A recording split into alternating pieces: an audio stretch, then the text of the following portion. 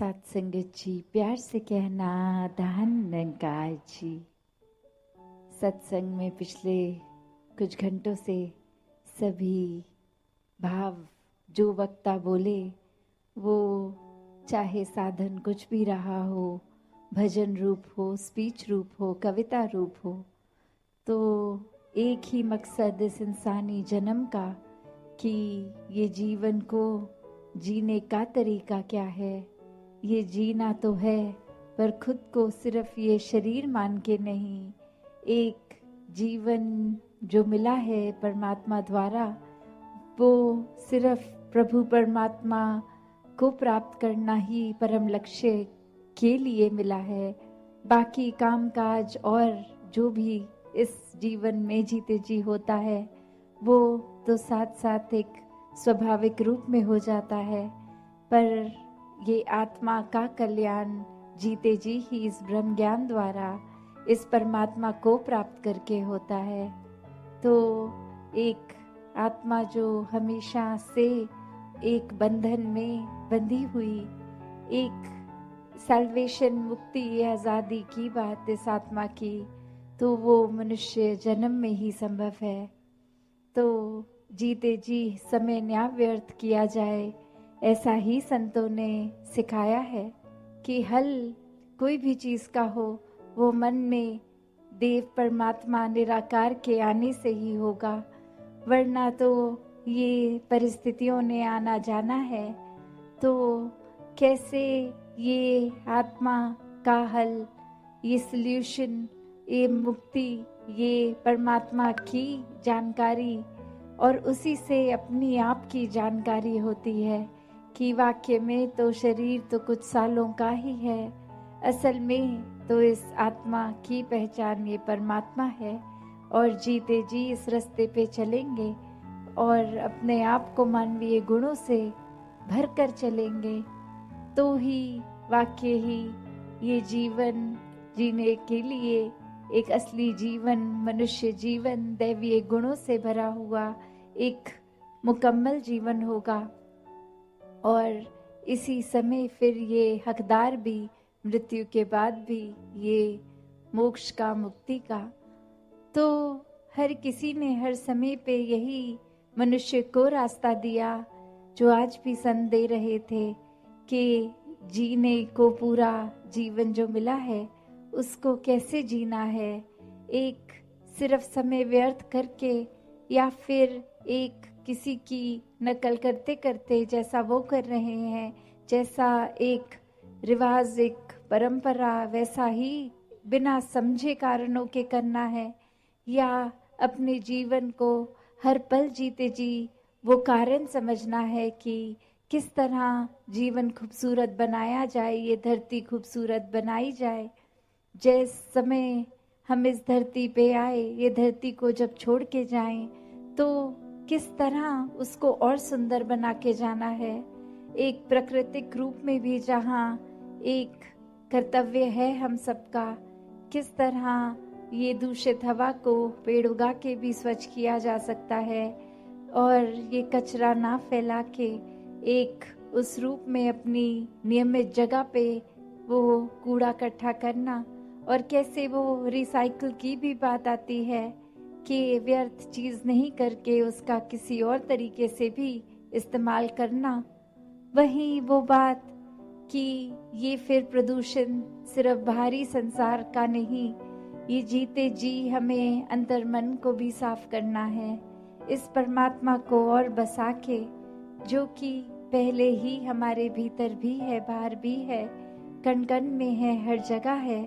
तो वही उदाहरण जो एक मृग का आता है कि एक खुशबू जो उसके अंदर ही होती है, वो मृग समझता नहीं, और जगह जगह एक जंगल में ढूंढते ढूंढते कि ये खुशबू कहाँ से आ रही है, वो खुशबू तक जाने में भटकता है।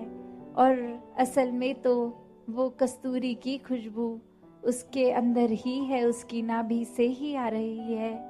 और कैसे ये समय फिर व्यर्थ हो जाता है सिर्फ और सिर्फ वो भटकन में। तो ये पहचान परमात्मा की जब हो जाती है, तो वो भटकन एक समाप्त हो जाती है आत्मा की। अब उस तरह देखें तो फिर जिस तरह उस मृग को बता दिया जाए कि इधर उधर भटकने की जरूरत नहीं है, आप जिस स्थान पे हो उसी स्थान पर ये खुशबू भी है।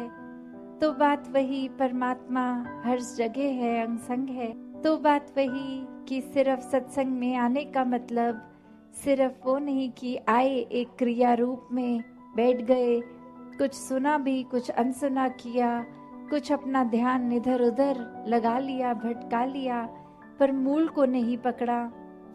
मूल तो बस ये परमात्मा ही है।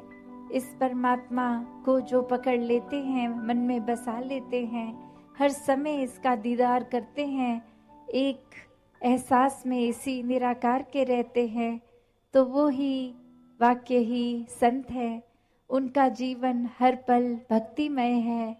वरना तो भक्तों के ऊपर ऐसे जीवन जीने के लिए उनका तो कारण था ये परमात्मा, पर दुनिया ने सिर्फ एक वो पकड़ लिया कि जिस तरह उन्होंने किया हम भी वही करेंगे, पर मूल नहीं पकड़ा, ये परमात्मा को जानने की जिज्ञासा नहीं अंदर रखी, इस परमात्मा को प्राप्त नहीं किया। तो फिर सिर्फ एक दिखावा, एक नकल रूप ही करना तो एक जीवन को सफल नहीं बनाया।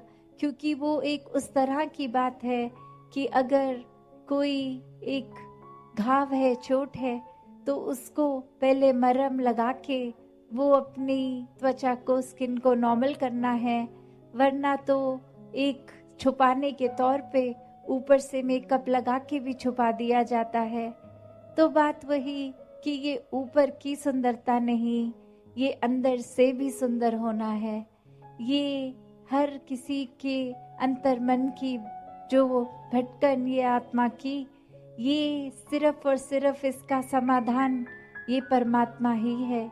जैसे ही इस परमात्मा को देख के भक्ति की शुरुआत की जा सकती है, उसी तरह फिर अपने मनों में और गुणों को भी अपनाया उसी पल से जाया जा सकता है।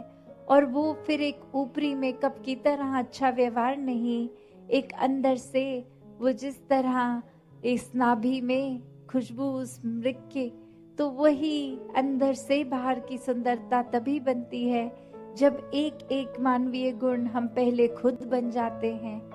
सिर्फ प्यार की बात ही नहीं, पहले प्यार बनकर फिर प्यार बांटना। सिर्फ एक विशालता की बात नहीं, इस विशाल निराकार परमात्मा से जुड़ गए। ये इतना विशाल जिसका कोई अंत ही नहीं है, कोई शुरुआत ही नहीं है। जब इसके साथ मन जोड़ लेंगे तो हम भी अपना मन इतना विशाल बना लेंगे कि सबको अपना लेंगे।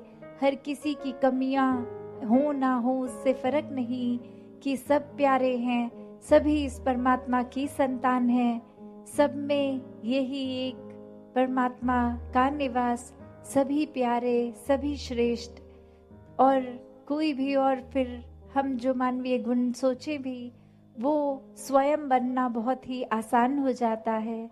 सिर्फ इस परमात्मा के ऊपर अपने मन को टिकाकर वो गुण खुद ब खुद हमारे अंदर आ जाते हैं। तो ऐसा व्यवहार, ऐसा जीवन हर एक के जीवन में आना संभव है। सिर्फ और सिर्फ उसके लिए ये अपने अहंकार का त्याग करना जरूरी है। क्योंकि एक अहंकार आते ही जब ये लगता है कि हमको कोई क्या सिखाएगा, हमें तो पहले ही सब कुछ आता है, हम जिस रास्ते पे चल रहे हैं वो रास्ता ही सबसे ठीक है, और किसी के पॉइंट ऑफ व्यू, नजरिया, रास्ता तो कोई मायने ही नहीं रखता। एक हमसे ज्यादा बुद्धिमान कौन होगा, हमसे ज्यादा शारीरिक बल किसमें होगा, हमसे ज्यादा आकर्षित करने वाला अपनी बातों से एक भारी सुंदरता से कौन होगा।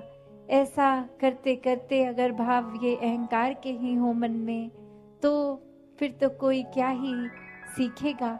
जब लगेगा हमको सब कुछ आता है, तो जहाँ इस पूरे संसार से ये कण कण में ही शिक्षा है, वहाँ इस शिक्षा को एक सिर्फ किताबी तौर पे ही नहीं, जब जितना ज़्यादा हम एक एक मनुष्य से, इस प्रकृति से जुड़ेंगे, ये परमात्मा के ऊपर आधारित करेंगे अपना रिश्ता, तो वाकई ही हर तरफ से शिक्षाएं मिलती रहेंगी जो जीवन में लागू करके जीवन को एक सुधारा जा सकता है, जीवन को एक सुंदरता दी जा सकती है।